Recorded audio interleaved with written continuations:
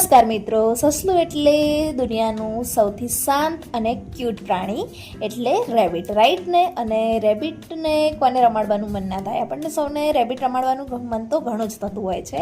તો ચલો, આપણામાંથી 90% એવી પબ્લિક હશે કે જેને સસલા વિશે આ બધી માહિતી નહીં હોય.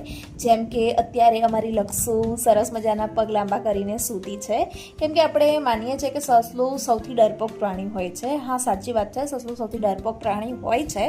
પણ જો એની ઘણી એવી ટ્રીકો છે કે જે તમને હું કહીશ કે જે આપણામાંથી 90% લોકો નથી જાણતા. જેમ કે 4-5 પોઈન્ટ હું તમને કહીશ કે આ રીતે બિંદાસ સૂવું. પછી સસલાના દાંત હંમેશા વધતા જ રહે છે. સસલું ક્યારે ખુશ થાય ત્યારે શું કરે છે, જ્યારે તમારાથી ડરે છે ત્યારે શું કરે છે. આવા 4-5 પોઈન્ટ છે. અત્યારે જો જે અમારી લક્ષુ આ રીતે સૂતી છે પગ લાંબા કરીને, એને કહેવાય ફ્લોપ સસલાની ભાષામાં.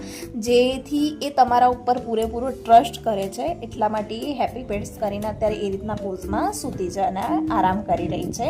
જો અમારું ડોનું અત્યારે સરસ મજાનું ખાઈ રહ્યું છે અને એની હેપી મુમેન્ટ બતાવી રહ્યું છે કે હા, અમે અત્યારે ખુશ છીએ. જો અમારું ચૂટકું પણ અત્યારે આ રીતે સરસ મજાના પગ લાંબા કરીને સૂતું છે. જો અમારું બીજું ચૂટકું એ પણ સરસ મજાના પગ લાંબા કરીને જોડે જોડે સૂઈ ગયું છે.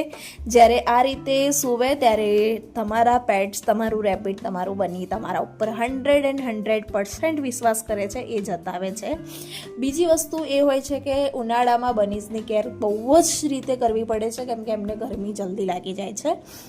તો એના માટે ઘણી બધી કેર છે કે પંખાની સીધી હવા એની ઉપર ના આવી જોઈએ. બહારની નેચરલ હવા હોય તો ચાલે, કુલરની સીધી હવા એની ઉપર ના જવી જોઈએ.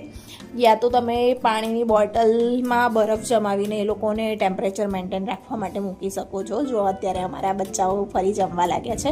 અને આ રેબિટનું એક સાચું સત્ય છે કે એમના દાંત વધતા જ રહે છે, એટલા માટે એમને 24 કલાક કંઈક ને કંઈક ચબાવવા માટે જોઈતું હોય છે.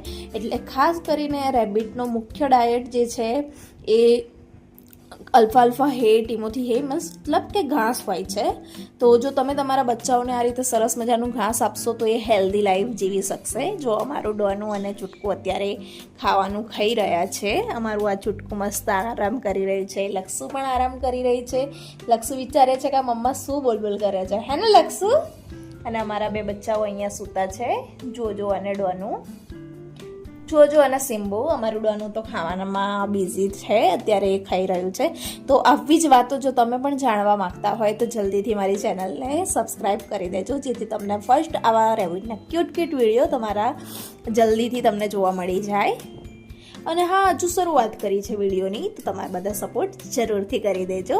તો મળીએ આપણે નેક્સ્ટ વિડીયોની અંદર. Bye, take care.